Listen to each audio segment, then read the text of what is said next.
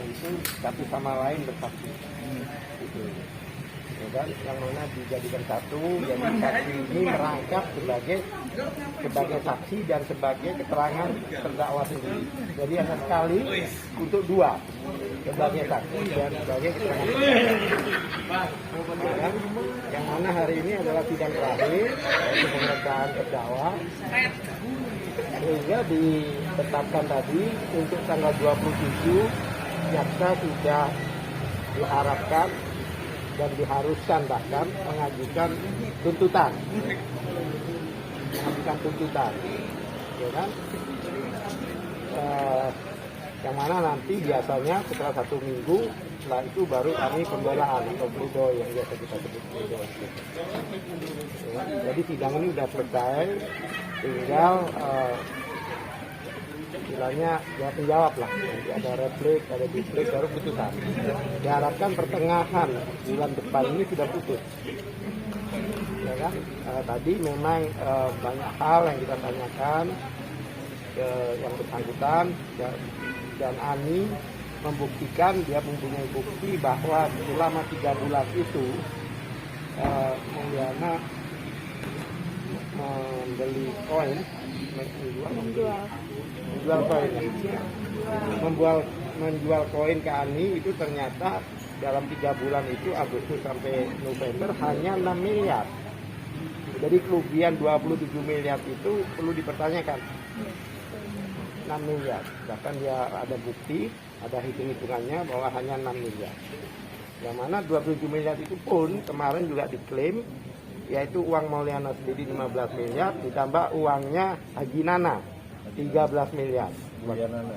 Iya, Buya Nana, ya Haji Nana 13 miliar.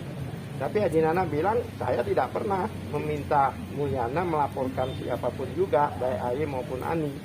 Bahkan saya tidak pernah memberi kuasa. Saya selama ini, saya top up artinya ke Mulyana. Dan saya tidak pernah selama ini menjual ya, dia selalu membeli. Nah, itu pun sudah merupakan kebohongan dari Mulyana kan. Kebohongan. Dia bilang 27 miliar, ya kan? Ternyata itu 13 miliar uangnya Haji Nana. Tadi ini terbukti bahwa Ani punya hitung-hitungan sendiri sejak Agustus sampai November cuma 6 miliar. Dan juga pelapornya itu hanya Mulyana. Jadi tidak ada 3 orang, 2 orang yang melaporkan Aye itu pun tidak. Satu tidak hadir, yang namanya Munif. Kemudian kemarin yang namanya Roswati itu tidak hadir tapi tidak sebagai pelapor, tapi sebagai saksi. Jadi pelapornya hanya satu, hanya Mulyana untuk semua perkara. Ya kan? Nah, tadi kami sempat tanya ke JPU, 2 alat bukti apa yang dipunyai oleh JPU tidak menjawab, ya kan? Karena syarat untuk mentersangkakan orang, apalagi sampai terdakwa, sampai sidang, itu harus minimal 2 alat bukti. Itu diatur di KUHP, ya kan? Kitab Undang-Undang Hukum Acara Pidana, kemudian di Perkap sendiri, tersangka, orang dikatakan tersangka jika sudah memenuhi 2 alat bukti. Bahkan di putusan MK, kalau nggak salah putusan MK nomor berapa ya? 21 tahun 2014 yang mengatakan bahwa mentersangkakan seseorang minimal 2 alat bukti. Ya kan? Kalau JPU mengatakan alat bukti itu kan satu, ada saksi, ada ahli, ada surat, ada petunjuk dan sebagainya, ya kan? Kalau seandainya JPU mengatakan ahli kemarin yang dihadirkan itu salah satu alat bukti, itu kami tolak. Kenapa? Karena mereka semua itu diperiksa setelah status tersangka. Jadi nggak bisa dibagi salah satu alat bukti. Salah satu status tersangka, ya kan? Kemudian yang kedua lagi, alat bukti ini ditujukan ke siapa? Namanya begitu, untuk mentersangkakan orang itu menurut 184 ayat 1 KUHP, ya kan, aturan itu harus ada 2 alat bukti. Kalau hanya saksi, termasuk pelapor itu saksi, ya kan, itu mau 1 saksi sampai 1000 saksi pun dihadirkan, itu baru 1 alat bukti. Dia harus menemukan 1 lagi. Kalau itu surat pun katanya tidak, menurut ahli pidana kemarin tidak mempunyai kekuatan pembuktian. Karena apa? Karena fotokopi. Harus asli. Ya kan? Mau apa lagi buktinya? Kalau masalah kemarin prestis apa nggak bisa. Karena menurut pasal 6 Undang-Undang ITE, Undang-Undang nomor 11 2008 harus bisa diakses. Akses itu melalui internet. Prestis kan nggak bisa. Makanya tidak bisa dibuat alat bukti sebagai barang bukti. Apalagi dari ahli forensik kemarin itu memeriksanya itu setelah berapa bulan setelah tersangka membuktikan. Jadi biasanya barang bukti itu diuji melalui laboratorium forensik agar bisa digunakan sebagai alat bukti. Nah, berarti kesimpulannya apa? Diujinya setelah tersangka gitu. Jadi sebenarnya tersangka itu hanya 1 aja, ada saksi saja. Saksi doang. Berarti nggak kuat dong, kan minimal 2 bukan nggak kuat, makanya itu kami tadi tekankan pada hakim ya bahwa persidangan ini terlalu capek, yang mana hanya menggunakan 1 alat bukti. Saya bilang gitu tadi kan, ya kan, dan kita agak sedikit emosional karena ya melihat banyak orang-orang yang sebenarnya dirugikan dengan adanya persidangan ini. Ya kan, baik mitra maupun keluarga sendiri dari tersangka kan. Bagaimana coba selama ini berbulan-bulan jauh dari keluarganya, malam sampai malam sidang, ya kan, yang mana belum tentu mereka ini bersalah. Ya, begitu. Mudah-mudahan hakim akan adil, tegas, ya kan, apa adanya, sehingga bisa memutuskan dengan bijaksana. Yang jelas kami butuhkan dukungan dan doa dari teman-teman. Tadi kan Pak Munib sama Roswati sudah mundur. Bukan mundur ya, tidak sebagai pelapor. Iya, Munib tidak datang. Munib tidak datang. Roswati bukan pelapor, jadi iya, karena ditanya, karena dia tidak ada pernyataan kerugian dia di dalam dakwaan. Jadi yang ditulis di dakwaan JPU itu hanya kerugian Mulyana. Berarti dia tidak termasuk orang yang dirugikan dalam hal ini. 2 pelapor ini kan menuntut Pak Aye. Ya. Dengan tidak adanya Munib dan tidak mundurnya Roswati sebagai saksi, ya, bagaimana status Nah, Pak Aye? itu nanti kita buat untuk pertimbangan kita, sehingga ya kalau tidak ada pelapornya berarti tidak ada korban. Ya kan? Memang kalau untuk penipuan itu korban harus ada, kecuali pembunuhan. Karena korbannya udah mati. Ya kan? Berarti ya seperti orang saksi-saksi datang, orang kecurian motor contohnya, saksi bilang, oh iya saya tahu. Begitu orang yang bersangkutan, saya nggak hilang, ada di rumah, motornya gimana coba? Makanya wajib dihadirkan. Kalau tidak ada ya tidak bisa AY itu dikenakan pidana. Biar semua tahu Pak bahwa itu ada yang dari Riau sampai naik motor mendukungnya di situ, itu orangnya. Ini naik motor dari Riau dia Pak. Iya. Biar semua orang tahu gitu Pak. Luar biasa. Ini Riau juga. Ini yang dari Riau. Ini 7 orang dia dari Riau. Iya. 2 naik motor. Udah mana Pak? Oh, apa mau nanya Pak? Ini bubur ini. Saya dari tadi Hah? Apa? Tidak. Mau nanya ya. Boleh dong. Syarat orang seseorang menjadi tersangka kan harus ada 2 alat bukti. 2 alat bukti. Nah, dalam persidangan edifikas ini diduga itu kan baru 1 alat bukti. Ini 1 alat bukti. Nah, dengan 1 alat bukti ini, apakah bisa dikatakan sidang ini cacat hukum?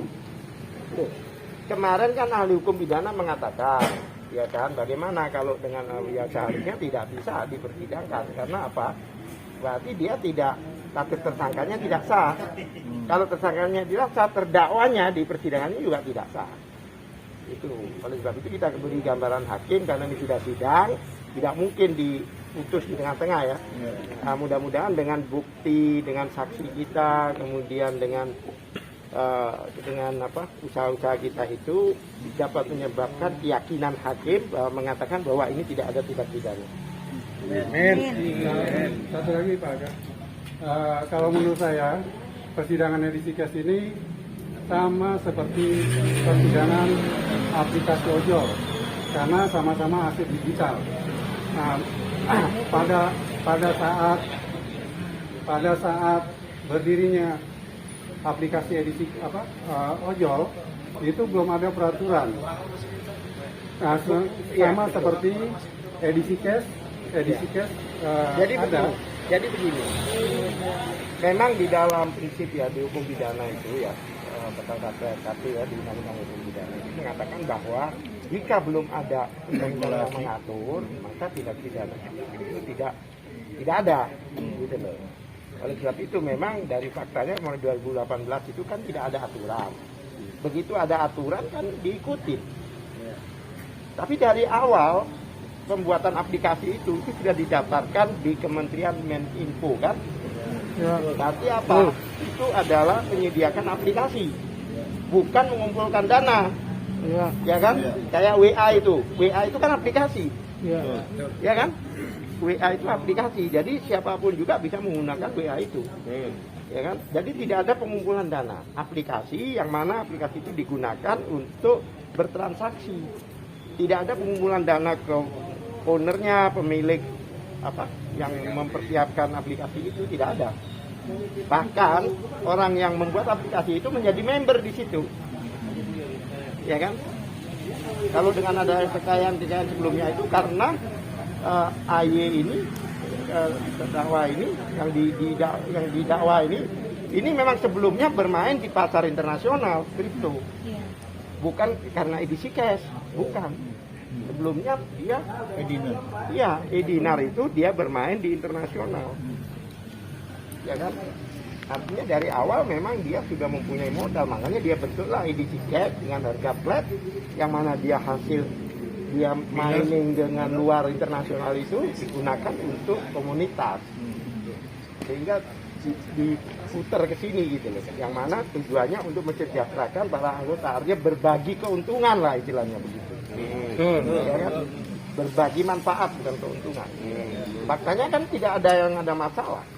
Masalah orang-orang itu kan jujur aja, masalah kita ini kan bukan di aplikasi itu tapi di program-program yang tidak terkontrol. Masing-masing pribadi masing-masing. Ya kan? Coba saya tanya sama orang yang tidak mempunyai program, nggak ada masalah.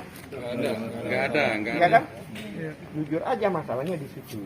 Dan teman-teman ini ada yang sabar, ada yang tidak. Yang tidak sabar kemarin melapor.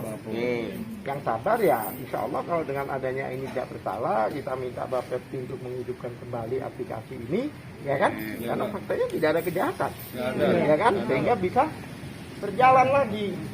Jadi yang dibekukan itu cair lagi. Mudah-mudahan koin-koin itu tidak hilang. Ya kan? Satu lagi Pak, ini kan proses besok adalah tuntutan JPO. Ya. Nah, habis JPO berarti tetap berlangsung dong. Pledoi, habis itu pledoi. Oh iya, seminggu biasanya, seminggu. Oh, seminggu. Replik duplik nanti kita kesepakatan. Kalau bisa lisan ya hari ini kita selesai. Tapi kalau menunggu ya kira-kira pokoknya pertengahan atau akhir bulan ini ya sudah bisa tidak bisa direalisasikan lah. Ya saya yakin dengan doa banyak ini orang ya insya Allah ada yang terjabah kan. Ya, apalagi dari jauh dan sebagainya ya kan karena ini bukannya sesuatu yang menurut saya loh ya, sesuatu yang dilarang oleh agama. Karena ini bertransaksi dan tidak ada yang dirugikan dan sudah tahu gamenya seperti apa kan. Sudah ada regulasinya, di Bapepti dan dimanapun sudah ada. Ada, kalau izinnya lengkap, nggak usah khawatir.